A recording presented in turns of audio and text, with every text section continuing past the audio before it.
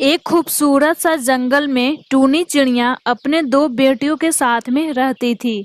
टूनी चिड़िया बहुत दिनों के बाद एक और अंडा दी थी, जिससे टूनी चिड़िया का पति का इंतजार था कि इस बार मेरा बेटा ही होगा। तभी टूना बोलता है। टूनी, इस बार बेटा ही होना चाहिए। अगर इस बार बेटी हुई तो इसका अंजाम क्या होगा, तुम सोच भी नहीं सकती हो। मैं तुम्हारे साथ क्या करूँगा। आप ऐसे क्यों बोलते हैं? अगर बेटी ही हो जाएगी तो इसमें मेरी क्या गलती होगी? और वैसे भी बेटी तो घर की लक्ष्मी होती है। अगर बेटी हो जाएगी तो इसमें गुनाह क्या है? वो भी तो हमारी अपनी संतान ही होगी ना। तुझे एक बार में समझ में नहीं आता है? मुझे इस बार बेटा ही चाहिए। और वैसे भी तुझे पता है ना, बेटियां सिर्फ घर की एक बोझ होती हैं। तुमने ये जो दो दो बेटियों को जन्म दिया है, इसका बोझ कौन उठाएगा? मुझ में इतनी हिम्मत नहीं है पराई घर जाने वाली बेटियों को ढेर सारा दहेज देकर भेजूं। समझ गई तू? अब मेरा दिमाग खराब मत कर। अब मैं जा रहा हूँ जंगल की सैर करने।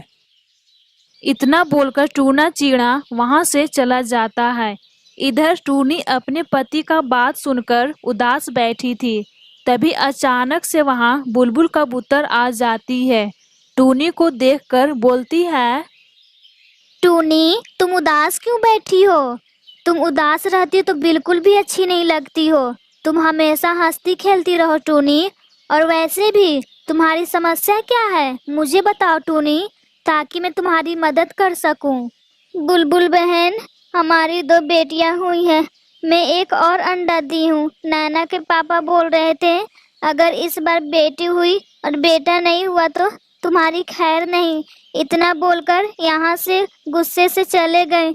मुझे तो डर सा लग रहा है, मेरे साथ ये क्या करेंगे। तुम परेशान मत हो टूनी, मैं समझाऊंगी तुम्हारे पति को। आने दो उन्हें। और वैसे भी बेटा बेटी होना ईश्वर के हाथ में है, इसमें तुम क्या कर सकती हो टूनी। दोनों पक्षी एक दूसरे से बात कर रहे थे। तभी टूनी का अंडा हिलने लगता है। अंडा हिलने की वजह से अंडा फूट जाता है। अंडे में से एक नन्हा सा प्यारा सा एक बेटा जन्म लेता है। उसके चेहरे पर एक काला निशान भी होता है। ये देखकर बुलबुल बोलती है। टूनी, तुम्हारा बच्चा जन्म ले लिया है और ये कितना सुंदर है। और इसके चेहरे पर एक काला तिल भी है। सच में तुम्हारा बेटा बहुत सुंदर है। तुम्हारे पति ये बात जानेंगे तो वो बहुत खुश होंगे। दोनों पक्षी आपस में बात कर रहे थे। तभी टूना वहां आ जाता है। अपने बेटे को देखकर बहुत खुश होता है। टूनी, तुम तो आज मुझे बहुत ज्यादा खुश कर दी। बेटे को जन्म देकर जो मैंने तुमसे मांगा था, आज तुमने मेरा सपना पूरा कर दिया है। हे ईश्वर, आपका लाख लाख शुक्र है। आपने मेरी प्रार्थना सुन ली। आज मैं बहुत ज्यादा खुश हूँ। सच में टूनी, आज मैं पूरे जंगल के पक्षियों को बताऊंगा कि मेरा बेटा जन्म लिया है। मैं जा रहा हूँ टूनी, अपने दोस्तों को ये बात बताने। इतना बोलकर टूना उड़ते उड़ते कौवा के पास पहुंचता है। कालू भैया, आज मैं बहुत ज्यादा खुश हूँ। आज मेरे घर एक बेटा जन्म लिया है कालू भैया। क्या टूना, तुम्हारे घर बेटा जन्म लिया है? बधाई हो टूना, बधाई हो। ये खबर सुनकर मुझे बहुत अच्छा लगा टूना। तुम बूढ़े हो जाओगे तो तुम्हारा बेटा ही सहारा बनेगा। बेटियां तो सिर्फ पराई घर के लिए जन्म लेती हैं। ठीक है कालू भैया, अब मैं जा रहा हूँ तोते के पास। उसे भी बधाई देना है। ठीक है टूना, अब तुम जा सकते हो। इतना बोलकर टूना उड़ते उड़ते तोते के पास पहुंच जाता है। तोते भैया, आज मेरे घर बेटा जन्म लिया है। आज मैं बहुत ज्यादा खुश हूँ तोते भैया। बधाई हो टूना, तुम्हारे घर में बेटा जन्म लिया है। ये खबर सुनकर मैं बहुत ज्यादा खुश हूँ टूना। ठीक है तोते भैया, अब मैं घर जा रहा हूँ अपने बेटे के पास। इतना बोलकर टूना अपने घर उड़ते उड़ते पहुंच जाता है। टूनी, मेरा बेटा ठीक है ना? उसे कुछ हुआ तो नहीं है ना? क्योंकि मैं तुरंत यहाँ से चला गया था अपने दोस्तों के पास कि मेरा बेटा जन्म लिया है। नहीं टूना जी, हमारे बच्चे को कुछ भी नहीं हुआ है। आप चिंता मत कीजिए, ये सही सलामत है। वो सब तो ठीक है टूनी, ये तुम्हारी दोनों बेटियां यहाँ क्या कर रही है? इन दोनों को यहाँ से हटाओ। इन दोनों का चेहरा देखने से मेरा पूरा दिन खराब हो जाता है। माँ, माँ, पापा हम दोनों बहनों से इतनी नफरत क्यों करते हैं माँ? बेटा, तुम अपने पापा के बात को लेकर दुख मत होना बेटा। इन्हें बेटियों से नफरत है, सिर्फ इन्हें बेटा ही अच्छा लगता है। ये तो बेटा के प्यार में अंधा हो चुके हैं बेटा। ये बेटा बेटी में फर्क कर रहे हैं। चुप हो जाओ टूनी, वो तो आने वाला दिन ही बताएगा बुढ़ापा का सहारा कौन बनेगा, बेटा या बेटी। अब मैं जा रहा हूँ अपने बेटे के लिए जंगल में फल लाने। वो फल खाएगा तो जल्दी से बड़ा हो जाएगा। पापा, मेरे लिए भी फल लेकर आइएगा। मुझे भी फल खाना है, मुझे बहुत पसंद है फल। चुप हो जाओ, मैं अपने बेटे के लिए सिर्फ फल लेकर के आऊंगा। तुम क्या करोगी फल खा करके? ये सब कुछ बुलबुल कबूतर देख रही थी। टूना जी, आपका दिल कितना कठोर बन चुका है। आप अपने दोनों बच्चों को देखभाल कीजिए। बेटी जन्म ली है तो आप इतनी नफरत मत कीजिए टूना जी। वो भी तो आपकी औलाद ही है ना। ये ना हो आगे चलकर आपको पछताना पड़े। ठीक है टूनी, अब मैं चलती हूँ अपने घर। इतना बोलकर कबूतर वहां से चली जाती है। तभी अचानक सा टूनी के पेट में दर्द होता है। टूना जी, मेरे पेट में बहुत ज्यादा दर्द हो रहा है टूना जी। कुछ कीजिए टूना जी। टूना जी, कुछ कीजिए टूना जी। हमसे बर्दाश्त नहीं हो रहा है टूना जी। अब लगता है मेरी बचने की उम्मीद कम है टूना जी। टूना जी, कुछ कीजिए टूना जी। मेरे पेट में बहुत ज्यादा दर्द हो रहा है टूना जी। टूना जी, कुछ कीजिए टूना जी।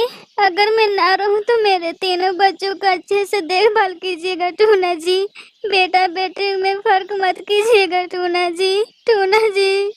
इतना बोलकर टूनी अपना दम तोड़ देती है। माँ, माँ, ये आपको क्या हो गया माँ? आप हम लोग अकेले छोड़कर क्यों चली गई माँ? उठो ना माँ, माँ उठो ना माँ। नैना, चलो अब यहाँ से। तुम्हारी माँ हम लोग को छोड़कर चली गई है ईश्वर के पास।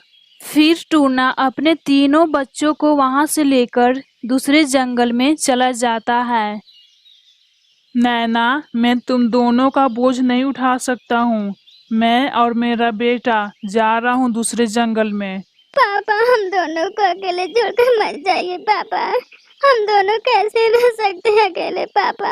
हम दोनों बहनों का कोई भी नहीं है इस दुनिया में आपके सिवा पापा। मत जाइए पापा, हम दोनों बहनों को छोड़कर पापा। ज्यादा बकबक मत करो, समझी तू? अब मैं जा रहा हूँ अपने बेटे को लेकर। इतना बोलकर टूना अपने बेटे को लेकर वहां से चला जाता है। इधर दोनों बहन रोने लगते हैं। मुनमुन, अब हम लोग का कोई भी देखभाल करने वाला नहीं है मुनमुन। अब तो हम लोग अनाथ हो गए हैं मुनमुन।